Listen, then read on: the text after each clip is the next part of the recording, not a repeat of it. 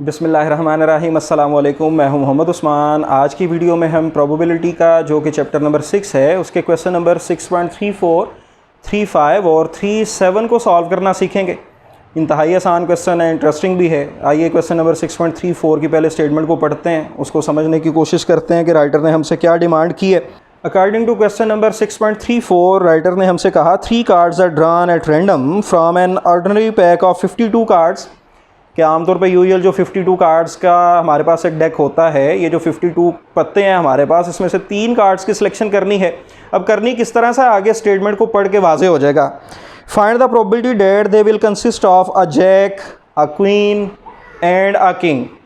एक जैक हो, एक क्वीन हो और एक किंग वालों में से आए, इस चीज़ की प्रोबेबिलिटी हमें रिक्वायर है। तो आइए अब इस क्वेश्चन को सॉल्व करते हैं। इंतहाई आसान क्वेश्चन है, बिल्कुल बेसिक क्वेश्चन जिस तरह से हम करते हैं कि 3 की सिलेक्शन करनी है जी, सिंपल वे में। कोई हमारे पास 1 by 1 वगैरह की कोई कंडीशन मौजूद नहीं है, रिप्लेस या नॉट रिप्लेस ऐसी कोई टर्म नहीं यूज़ की गई। तो लिहाजा फिर NF क्या होगा, 52C3, यानी 52 में से 3 की सिलेक्शन के केसेस क्या होंगे, 22100। Let A be the event of a jack, a queen and a king. तो NF क्या होगा, एक जैक वालों में से, यानी 4 जो जैक वाले हैं उनमें से आए 4C1 एंड 1 क्वीन, यानी जो 4 क्वीन्स हैं उनमें से आए, एंड अ किंग, यानी जो 4 किंग के कार्ड्स होते हैं उनमें से एक आए, 4C1 multiply 4C1 multiply 4C1। तो हमारे पास ये फाइनल आंसर NF का आ जाएगा 64, और प्रोबेबिलिटी ऑफ ए बराबर होती है NF ओवर NF के, यानी हमारे पास ये 64 ओवर 22100, यानी फाइनल आंसर 16 ओवर 5525 आ जाएगा। आइए अब नेक्स्ट जो क्वेश्चन नंबर 6.35 है उसकी स्टेटमेंट को पढ़ के समझने की कोशिश करते हैं कि वो क्या है और फिर प्रोबेबिलिटी क्या रिक्वायर है हमसे। तो इस क्वेश्चन की स्टेटमेंट के मुताबिक 2 cards are drawn from a well shuffled pack of 52 cards, यानी अब 52 में से 3 की बजाय 2 कार्ड्स की सिलेक्शन करनी है। Find the probability that they are both aces, कि ये दोनों के दोनों कार्ड्स एसेस हों, ना किंग ना क्वीन ना जैक ना डायमंड वगैरह की बात हो रही है किसी सूट की, जस्ट एसेस की बात हो रही है कि दोनों के दोनों एसेस हों। जस्ट डिफरेंस क्या आया क्वेश्चन में, ये नेक्स्ट स्टेटमेंट को पढ़ते हैं तो वाजे होता है। If the first card drawn is, first part में क्या है, रिप्लेस्ड, और सेकंड में नॉट रिप्लेस्ड, यानी अब 1 by 1 करके सिलेक्शन की बात आ गई, क्योंकि रिप्लेस और नॉट रिप्लेस का जिक्र हो रहा है। इट मीन्स कि हम 1 by 1 करके सिलेक्शन कर रहे हैं, और फर्स्ट पार्ट के मुताबिक क्या है कि पहला जो कार्ड आ चुका है उसको वापस रख देंगे, फिर दूसरे की सिलेक्शन करेंगे। और according to second part not replace की बात है, जब उस पर आएंगे तो उसको सॉल्व करना सीखते हैं किस तरह से करना है, कि जब पहले को हम वापस ना रखें तो फिर केसेस पे और प्रोबेबिलिटी पे क्या असर पड़ेगा। तो लिहाजा अगर हम सबसे पहले लेट कर लें रिप्लेस्ड के केस में, जो फर्स्ट पार्ट है कि let A be the event of first ace, तो P ऑफ ए क्या होगा, NF ओवर NF, यानी 4 ओवर 52, क्योंकि एसेस 4 होते हैं, उनमें से एक के केसेस 4C1 यानी 4 होंगे, और डिवाइजर में टोटल केसेस 52C1 यानी 52, और ये हमारे पास प्रोबेबिलिटी 4 ओवर 52 आ जाएगी। इसी तरह let B the event of second S, तो फिर हमारे पास क्योंकि रिप्लेस का केस है, फर्स्ट कार्ड को हमने वापस शामिल कर दिया हुआ है, 52 पूरे हो गए हैं पत्ते, एसेस भी पूरे के पूरे 4 हो गए हुए हैं क्योंकि वापस रख दिया हुआ है हमने पहला कार्ड। तो लिहाजा सेकंड जो कार्ड है एस की प्रोबेबिलिटी यानी बी की प्रोबेबिलिटी बराबर होगी NF ओवर NF के, यानी इसकी प्रोबेबिलिटी भी 4 ओवर 52 के ही बराबर आ जाएगी, क्योंकि कार्ड रिप्लेस होने की वजह से किसी भी तरह का कोई इफेक्ट नहीं आया इसकी प्रोबेबिलिटी पे, फर्स्ट इवेंट का कोई इफेक्ट नहीं हुआ। तो लिहाजा हमारे पास अब प्रोबेबिलिटी रिक्वायर थी मेनली बोथ आर एसेस, यानी first is S and second is S. तो हमारे पास P of A intersection B यानी P of A into B आ जाएगी, जो कि आफ्टर सिंप्लीफिकेशन हमारे पास फाइनल आंसर व्यूअर्स 1 ओवर 169। और अगर हम इसके सेकंड पार्ट की बात करें नॉट रिप्लेस की, तो नॉट रिप्लेस में अगर हम लेट कर लें let C be the event of first ace, तो फर्स्ट जो हम टर्न ले रहे हैं, जो फर्स्ट हम बारी कर रहे हैं, फर्स्ट सिलेक्शन कर रहे हैं कार्ड की, तब तो केसेस सारे पूरे हैं, एसेस भी 4 के 4 हैं और टोटल भी 52 हैं। तो लिहाजा प्रोबेबिलिटी हमारे पास 4 ओवर 52 आ जाएगी फर्स्ट एस की, क्योंकि 4 एसेस होते हैं, 4C1 यानी 4 केसेस ओवर टोटल 52 होते हैं, 52C1 यानी 52 केसेस डिवाइजर में आ जाएंगे।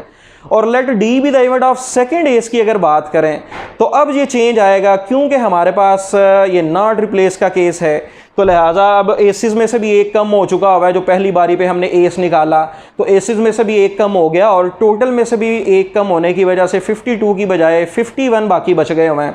तो अब हमारे पास जो प्रोबेबिलिटी ऑफ डी है गिवन सी, लिखने का मतलब ये है कि पता चल जाए कि ये डिपेंडेंट इवेंट है जो डी है, ये सी पे डिपेंड कर रहा है, सी पहले आ चुका हुआ है जिसकी वजह से इसके केसेस में और फिर ओवरऑल प्रोबेबिलिटी में इफेक्ट आएगा।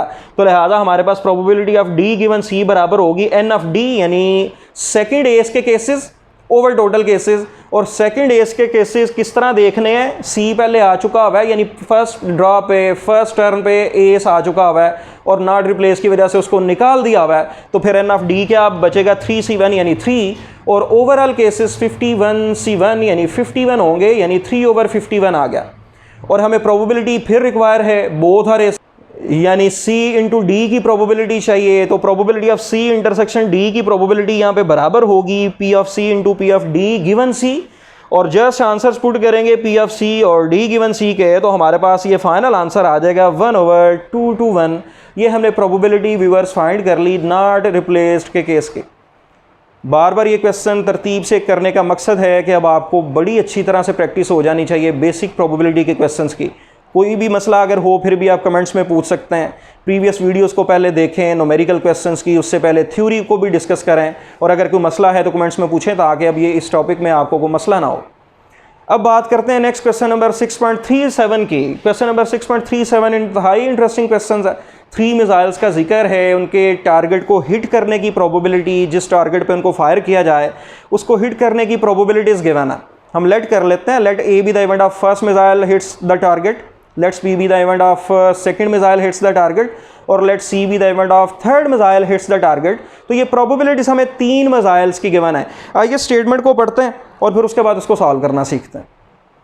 According to statement 3 Ghauri missiles are fired at a target if the probabilities of hitting the targets are 0.4, 0.5 and 0.6 respectively and the missiles are fired independently, यानी किसी एक का हिट करना दूसरे पे इफेक्ट नहीं करता, ये बता भी दिया है। अगर ना भी बताया हो तो आमतौर पे इंडिपेंडेंट्स ही हम ऐसी सिचुएशन को कंसिडर करते हैं। What is the probability that at least 2 missile hits the target? क्या प्रोबेबिलिटी है कि कम से कम 2 मिसाइल हिट्स करें। सबसे पहले तो हमने अपनी इन्फॉर्मेशन को लिख लिया जो गिवन इन्फॉर्मेशन थी कि पहले मिसाइल के हिट्स करने को हमने ए कह दिया, तो लिहाजा उसकी प्रोबेबिलिटी 0.4 है। Let B be the event of second missile hits the target, तो पी ऑफ बी 0.5 है। और let C be the event of third missile hits the target, तो पी ऑफ सी हमें गिवन है 0.6। अब हमें आगे चल के क्योंकि इस चीज़ की ज़रूरत पड़ेगी इसीलिए हम यहाँ पे कंप्लीमेंट इवेंट्स की प्रोबेबिलिटी व्यूअर्स फाइंड कर लेते हैं कि ए फर्स्ट मिसाइल का अगर टारगेट को हिट करने की प्रोबेबिलिटी 0.4 है जिसको ए से जाहिर किया हुआ है, तो फर्स्ट मिसाइल के हिट ना करने की प्रोबेबिलिटी क्या होगी, यानी ए बार की प्रोबेबिलिटी क्या होगी 1 माइनस पी ऑफ ए यानी 0.6। सेकंड मिसाइल के हिट करने की प्रोबेबिलिटी को 1 में से निकाल दें तो सेकंड मिसाइल के हिट ना करने की यानी कंप्लीमेंट की प्रोबेबिलिटी आ जाएगी 0.5। इसी तरह अगर थर्ड मिसाइल के हिट ना करने की प्रोबेबिलिटी चाहिए यानी पी ऑफ सी बार, तो इसके लिए 1 में से माइनस कर देंगे पी ऑफ सी यानी सी के हिट करने की प्रोबेबिलिटी को, तो सी के हिट ना करने की प्रोबेबिलिटी यानी कंप्लीमेंट की प्रोबेबिलिटी आ जाएगी 0.4।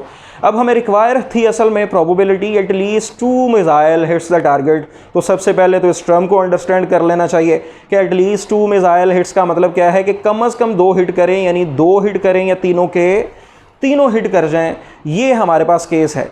तो लिहाजा कम से कम 2 हिट करने को हमने फिर डिफाइन कर लिया, 2 करें या तीनों के तीनों हिट करें। अब 2 हिट करने के अंदर फिर 3 सिचुएशंस आ जाएंगी कि ए बी कर जाए सी ना करे, ए सी कर जाए बी हिट ना करे, या बी सी हिट कर जाए और ए हिट ना करे।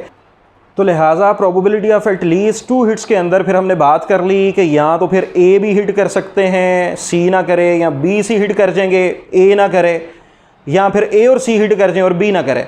तो हमारे पास ये 3 मुख्तलिफ केसेस तो होंगे 2 हिट्स में, और एटलीस्ट की वजह से तीनों के तीनों भी हिट कर सकते हैं। लिहाजा probability of A intersection B intersection C यानी तीनों के तीनों हिट करने का केस भी फिर शामिल करना पड़ेगा।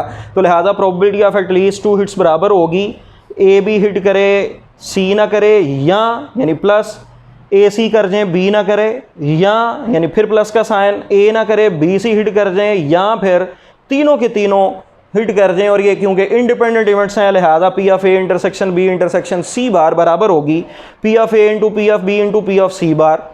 P of A intersection B bar intersection C बराबर होगी P of A into P of B bar into P of C. P of A bar intersection B intersection C बराबर होगी P of A bar into P of B into P of C. P of A intersection B intersection C बराबर होगी P of A into P of B into P of C. और just values put कर देंगे complement events की जहाँ पे require है वहाँ पे कंप्लीमेंट इवेंट्स की, और जहाँ पे गिवन इवेंट्स की प्रोबेबिलिटीज़ रिक्वायर है वहाँ पे गिवन इवेंट्स की प्रोबेबिलिटीज़ को पुट कर देंगे यहाँ पे, और फिर फाइनल आंसर हमारे पास व्यूअर्स आ जाएगा 0.5। ये हमने प्रोबेबिलिटी फाइंड करना सीख ली at least 2 missile hits the target की। तो ये हमने न्यूमेरिकल क्वेश्चंस की प्रैक्टिस की जी, प्रोबेबिलिटी के टॉपिक से रिलेटेड। बड़े गौर से इन क्वेश्चंस को समझिएगा। बेसिक प्रोबेबिलिटी इंशाल्लाह ताला आपको इन क्वेश्चंस को सॉल्व करने से 1 बाय 1 आपको लाजमी आ जाएगी इंशाल्लाह ताला। अगर फिर भी कोई क्वेश्चन है तो लाजमी कमेंट्स में पूछिए, उसका आंसर किया जाएगा। एग्ज़ाम्स करीब हैं, लाजमी मेहनत करें, ज़्यादा से ज़्यादा प्रैक्टिस में इन चीज़ों को लेके आएँ। जो भी मसला है मैं हाजिर हूँ, आप किसी भी वक्त कोई क्वेश्चन पूछ सकते हैं। व्हाट्सएप का नंबर भी कमेंट्स में मेंशन होता है, डिस्क्रिप्शन में मेंशन होता है, आप मुझसे रब्ता करके हेल्प ले सकते हैं।